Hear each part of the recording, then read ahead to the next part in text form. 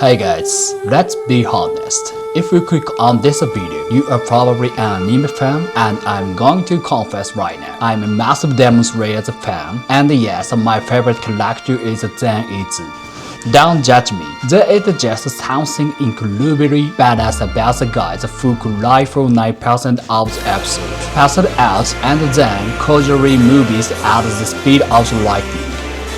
Thunder breathing, first form. You know the drill. We all love the show for the intense animation, the epic sword fight, and the breathing techniques. Water breathing, flame breathing, thunder breathing.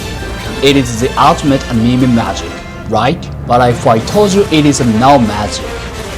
What if I told you that the Koyoharu Gotoge, the creator of the Demon Slayer, didn't just invent total concentration breathing out of nowhere? What if I told you that this is an actual ancient techniques used by legendary Japanese samurai, Tibetan monks, and Himalaya yogics to unlock superhuman abilities? Yeah, you hear me. Today we are talking the Demon Slayer out of the anime world and bringing into reality, and I'm going to show you the hidden occult history behind the breathing system. I'll explain why demons are actually real spiritual parasites living inside you right now. And by the end of this video, you will understand how to use your own breathing to unlock the ultimate Hashira state. Grab your nature sword, we are going deep.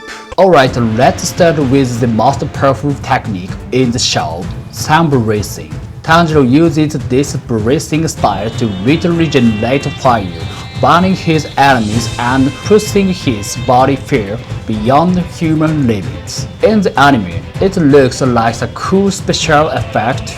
This exact practice has existed for over 1,000 years. Deep in the freezing mountains of the Tibet and the Himalaya, there is a secret advanced Buddhist meditation practice called Tummo. In English, it's translated to the inner fire. It is -degrees freezing death. But these monks sitting in the snow, completely naked. They don't use magic, they use total concentration breathing. By intensely focusing their breath and visualizing a flame burning at the base of their spine, they hack their own autonomic nervous system. They control the prana or kai, the life energy in the air, so their physical body temperature rises so high that they can actually melt the snow around them.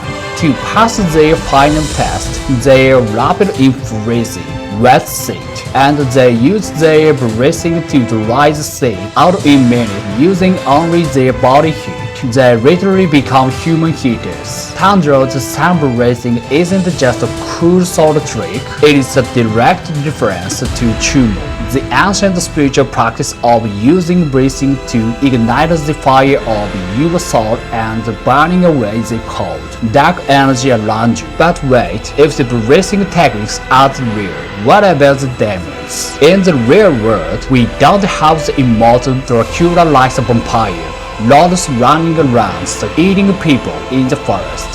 So what were these ancient monks and samurai actually fighting against? The truth is that real demons are much closer to home. In fact, one might be feeding on you right now. In ancient Japanese Shinto and Buddhist tradition, Oni, we aren't just physical monsters with a home. They were physical manifestations of the human suffering, greed, anger, jealousy, and deep trouble.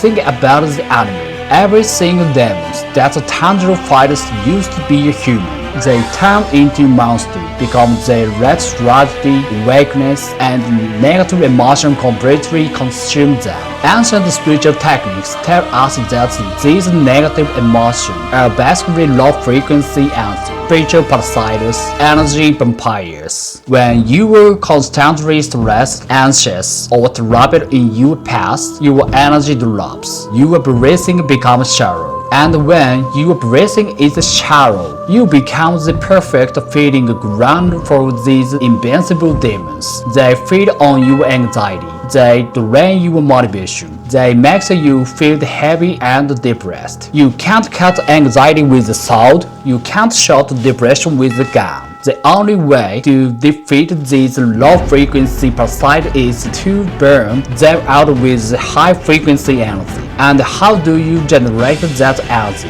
With prana, kai, total concentration. But to master this, you can't just breathe hard. You have to reach the ultimate state of warrior. In the anime, the strongest swordsmen are the Hashira. They maintain total concentration breathing 24 hours a day. But how do they do it without losing their minds? That brings us to the ultimate secret of the samurai and Zen Buddhism, a concept called Mushin. Mushin translates to no mind. It is a state of the flow where your ego completely disappears. There is no fear of death. There is no anxiety about losing. There is no I'm swinging the sword. There is only the sword, the target, and the breeze. Ancient samurai trained their entire lives to reach Mushin. No, they would hesitate in a life or death battle. And this is exactly why Zen is my favorite character. Think about it. When Zen is awake, his ego is externally loud. He is terrified. He doubts himself. His mind is full of anxiety. The inner demons are eating him alive. He can't fight because his mind is in the way. But what happened? When he passed out, his ego shut down. His fear goes to sleep. He intensely enters the state of Mushin, no mind. He connects directly to the universal energy. His breathing takes over completely on autopilot, and he becomes a literal god of lightning. Then it shows us the deep past truth of the Zen philosophy. You are already powerful enough. Your body already knows what to do. The only thing stopping you is your own noisy mind. When you run to silence the mind and let your breath take over, you unlock the Hashira inside of you. So here we are. Demon Slayer isn't just an anime. It is an ancient maps. It is a manual left behind by monks and samurai, teaching us how to survive in a world full of darkness. The demons are real. They aren't hiding in the forest. They are hiding in your phone.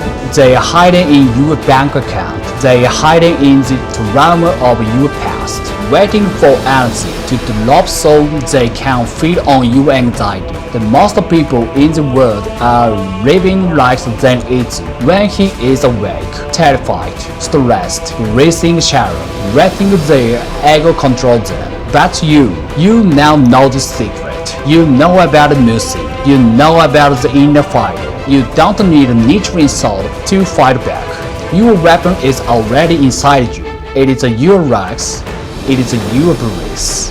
When the anxiety hits, when the inner demons try to tell you that you are weak, you have a choice. You can let them eat you, or you can take a deep breath, drop into Mushin, and cut their head off. But just like the Tanjiro training on the mountain, you can't master this just by watching a YouTube video.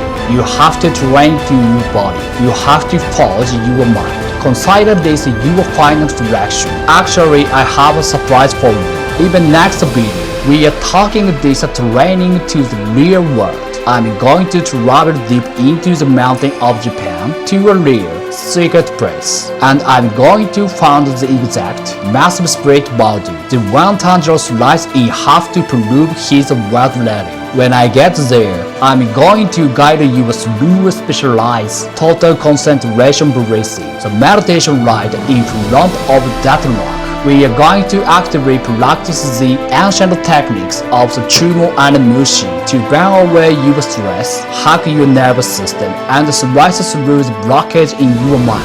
If you are ready to join the call and slay your inner demons, hit that subscribe button and turn on the bell so you don't miss the training. Thank you so much for watching. Keep your head up, take a deep breath, and set your heart ablaze. I'll see you at the bottom. Bye.